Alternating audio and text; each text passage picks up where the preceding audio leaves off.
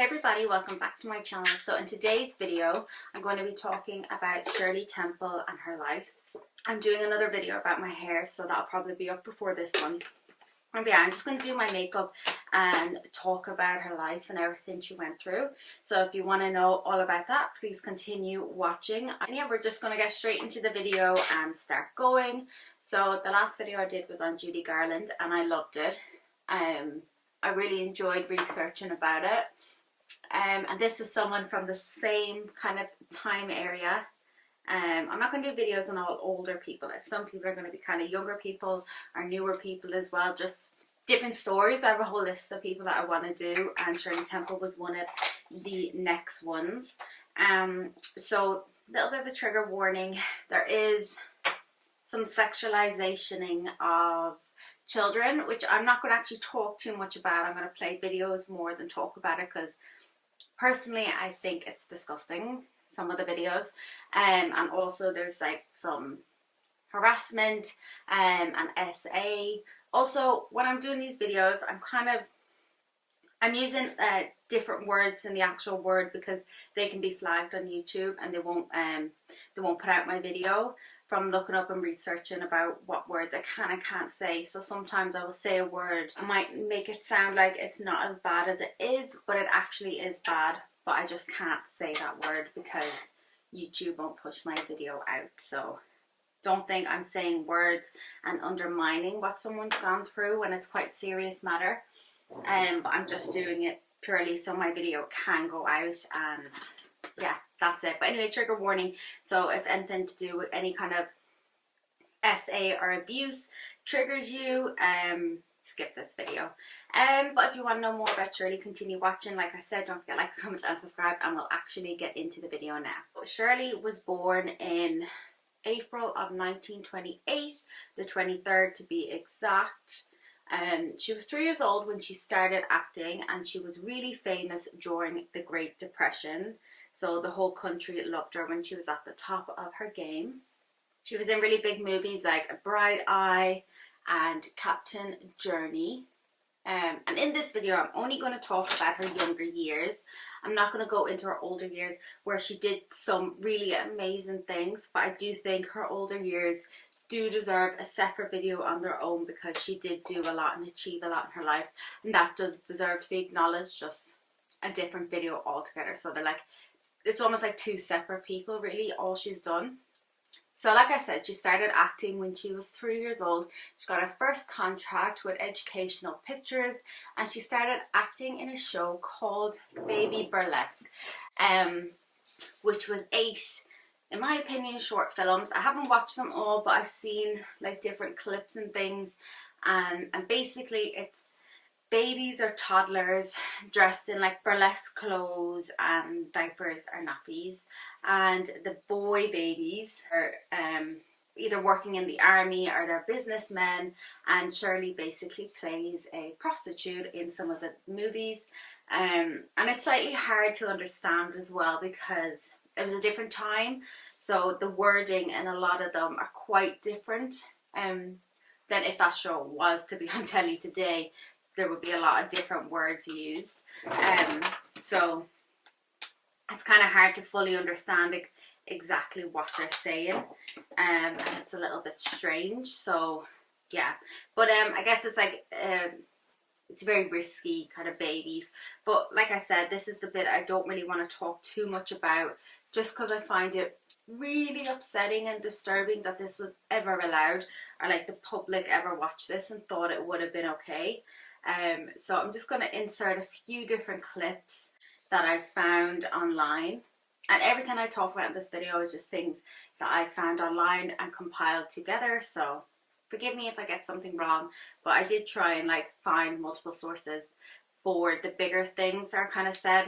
But yeah, I'm just going to insert some clips now of the Baby Burlesque, because it's a bit weird to talk about, you know, so we'll just insert the clips and you can make them what you will.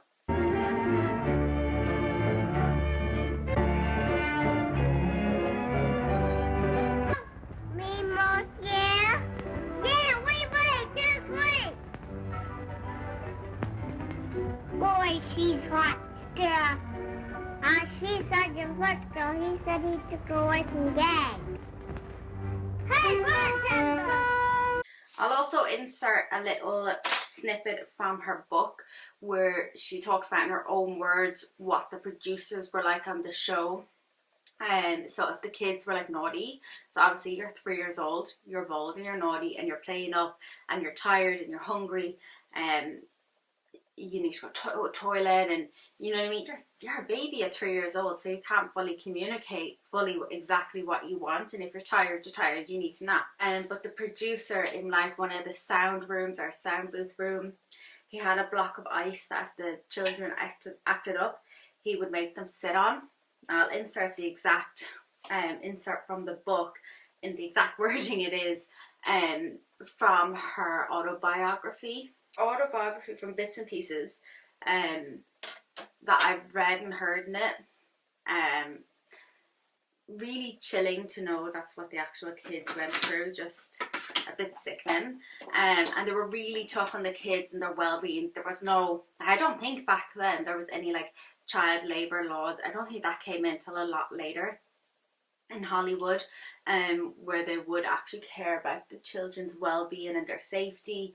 But up until maybe like the 70s or 80s even, there was no such thing as proper laws put in place for like child actors and actresses, which is really sad. And she referred to a time that she had just had an operation on her eardrum, and literally after the operation she had to go back to work. And another time she spoke about in her book when her ankle or her foot was sore or sprained or something, she had to go back and act and dance. It's like really sad because you're such a young child, you probably don't fully understand like, why can't I just go home and sleep?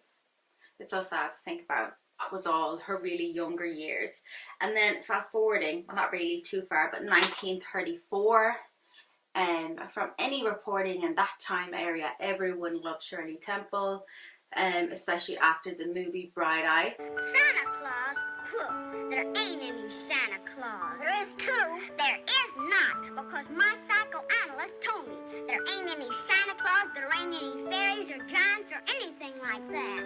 I'll bet you'd feel better if you woke up tomorrow morning and you didn't have any presents. Well, She was only 5 years old, so you can imagine like all the pressure everywhere she went. People loved her, and we'll talk more about a few different things she went through as a child with the public. So the whole of America loved her, and President Franklin Roosevelt loved her, and he actually said that as long as the country had Shirley Temple, they would be okay, because again, this is going through like the Great Depression. You can imagine that what that went through. And I actually found a photo where she thanked him, so I'll pop that up on the screen, where she thanked him for, I guess, acknowledging her or whatever. Her whole family depended on her financially, and then of course now the whole country's depending on her. So even if she wanted to stop acting or take a break, she couldn't. She was like one of the most sought out actresses. It was said that she could make like $10,000, which is obviously back in the 20s, 30s, 40s, that is a lot more money than 10,000 now. So it's crazy to think that she had all this pressure weighing on top of her at such a young age. And I mean, maybe she didn't fully understand what the pressure was, but you can imagine if she wanted to take a day off, it wasn't really the done thing back then. You kind of just worked the whole way through. Her greatest disappointment was when she wasn't casted for Dorothy and the Wizard of Oz, and if you've watched my Judy Garland video, Judy Garland got it instead. I know this sounds wrong, but Shirley Temple looked a lot younger than her, and I think actually age-wise she was a bit younger, so you kind of wonder why they didn't just pick Shirley Temple for it, considering she was so famous and loved anyway. People would have been so happy to have her in it, instead of put Judy Garland through everything she went through. But I guess it kind of did save Shirley going through all the stuff that Judy went through, which is really sad. If you want to know about her, you can check the video I only posted a couple of days ago. And Shirley was only 12 years old. She met with a producer called Arthur Freed. He exposed himself to her. She was also at the top of her game at this point. And it's when she decided to swap with a different management company. So she was with Educational Pictures, and then she decided to go with MGM. And if you see my Judy Garland video, if you watched any other videos about it, you'll know MGM was the company that rapidly produced lots and lots of films and movies that had kids in it. So whether nowadays it's like it would take a whole year, or maybe it would take a whole year to make a movie, so you'd only be in one movie or maybe two movies at the very max. Back then they could whack out like 10-20 movies with each actress in it, each child star in these films. So you can imagine all the movies that she was in this time are just different things they had her do as her production company. And they wanted to whack out so many movies and stuff because they didn't want the children to get any older. And they would try to get as many as they would try to get as many movies done while the children looked younger. I didn't hear too much about that from Judy Garland's video. When I was researching, there was a lot about what the company put her through and in like how they tried to keep her looking young. There wasn't too much about Shirley Temple. I didn't actually go looking for it, but I didn't see anything about it either. About trying to keep her looking smaller, like making her smoke cigarettes or anything like that. There wasn't really much said about that, but maybe she just had a younger looking face or body that they could keep her around. In her autobiography, she spoke about her first visit to MGM with that producer, or Arthur Freed, who invited her to his office for a private meeting, which is already a red flag because she was only 12 years old. And I don't know if it was just the times, like back then it was just normal for your parents to not go in, but I think if I had a daughter who was 12, she was going for a private meeting with an older man now, I think I just have a bit more of a no, sorry, I'm gonna go, or send the manager or someone I trusted with her. But she went in by herself, and this guy unzipped his pants and exposed himself to her. And obviously she's 12 years old. I don't think she mentioned anything about ever seeing anything or being involved like that before. So he said, I have something made just for you. Gross. And she started to giggle, and then he threw her out of his office. And then we're going to fast forward to 5 years later, when she was violated again, and she was only 17 at this point, and so still really young. And she was assaulted by a producer called David. I'm not sure how to pronounce his surname, so I'm not going to put it on the screen, although I don't think he deserves, corrected if I do it wrong, he deserves like that privilege, but by David. He tried to assay her. And then there was a woman called Anita who warned Shirley about him when he would wear stockings, what that would mean if he wore stockings, that if she saw him in stockings, as in like under his pants, or I don't know, I guess just his stockings, it would mean he was looking for something a bit more than just a conversation. So Shirley wrote in her book that she got the impression that she would have to sleep with him in order, like terms of her employment, to keep her job, which I'm going to read now. I have my little script here in front of me. I tried to learn as much as I could before I started filming, but it's really hard to remember so much. So I have my little script here just to keep me on track. So I think I might just pop it up on the screen what he says.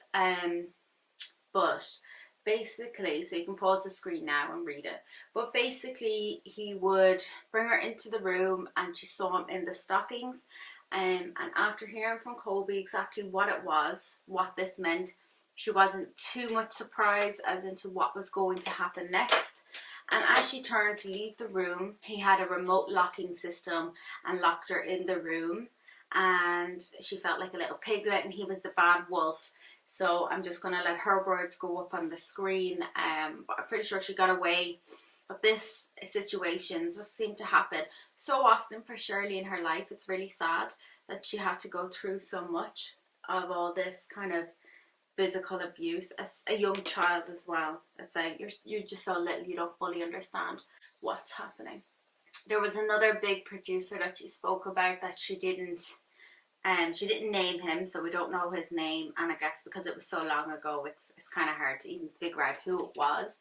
This man, he tried to SA her. I think she got away, so then he said to her, I'm going to be a big producer and we're just going to have to get along. whatever he means by that. And then she also wrote in her book that he said getting physical is like a glass of water. If you're thirsty, you drink water. If you want to do it, you get it. So I think this led her to believe that she would have to do favors in order to get roles in certain movies, and that she wouldn't be casted out. There was another man, George Jessel, I think that's how you pronounce it. He invited her into his office to speak about an important role he had for her and tried to essay her. And she wrote from her book. Now jumping to 1939, the film Little Princess was released. And a woman actually tried to kill Shirley this year, but it wasn't the only thing that happened. So there was a woman that thought that Shirley had possessed her daughter's soul. And I think she thought that if she killed Shirley, she would get her daughter back or her soul would be released. So Shirley was invited to a radio show to sing Silent Night.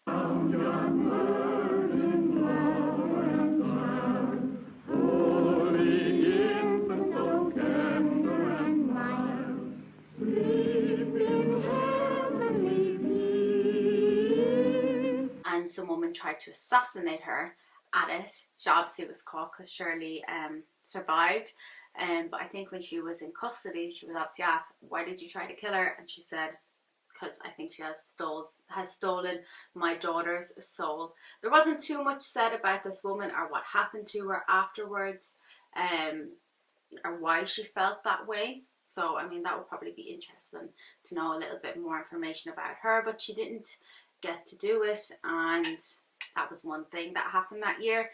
But the other bad thing was rumours were starting to be spread about her. So in 1939, she was still really young, and there was rumours spread about her that she was actually an old lady, an old person, a small old person that would just dress up as a child.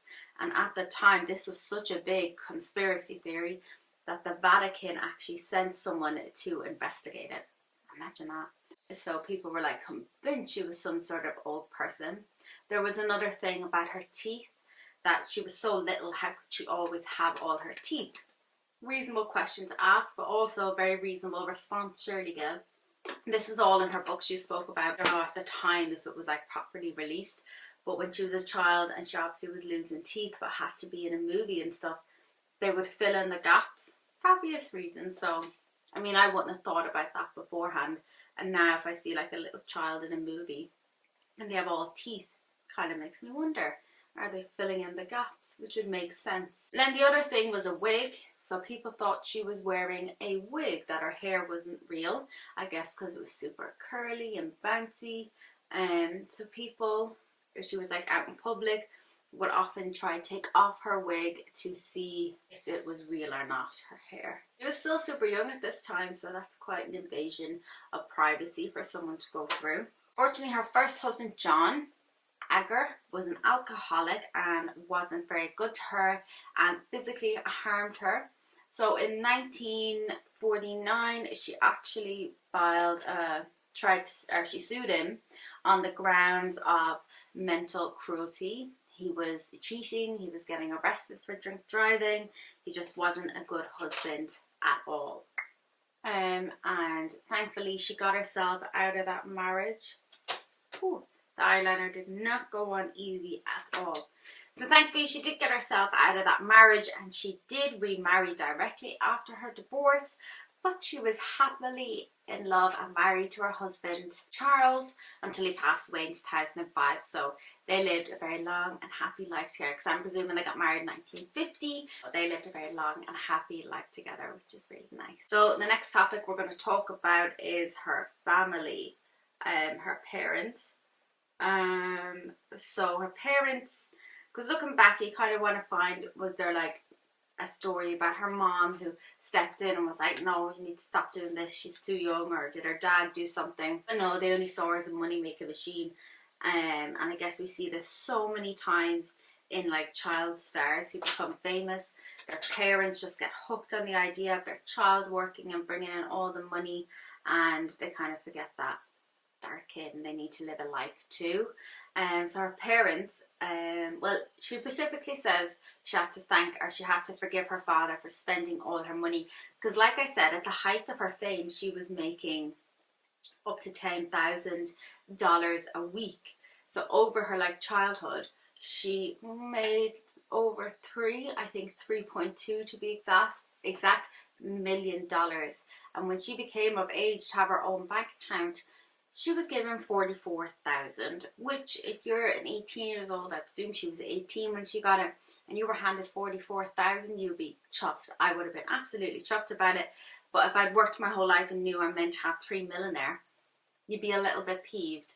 But she did say she did have to like forgive her father for everything he done, that, you know, they did the best that they could for her at the time. But it's really sad because it was like a court ordered account he was meant to put all this money in, and it's really sad because it's really sad to know that you worked all that time to not receive any of that money. But like I said, in the next couple of videos, in upcoming weeks, I'm going to do another video about her adulthood and what she's gone on to do, which is incredible. I haven't dived completely deep into it just yet, but I will be diving in a bit deeper to read a bit more about it, because it just sounds like she's lived an absolutely incredible life and has done so much as a woman of that time as well. And it's just really sad to read and look up and research all this that she's gone through. She was stripped so much of her innocence at 3 years old, but the fact that she's come out the other end, it's a really happy story that she in the end did find the love of her life, and she did find the love of her life and live happily ever after. But that's where I'm going to end today's video. It's just quite a short one. It actually ended a lot quicker than I think it was meant to. I feel like I got through that extremely quick.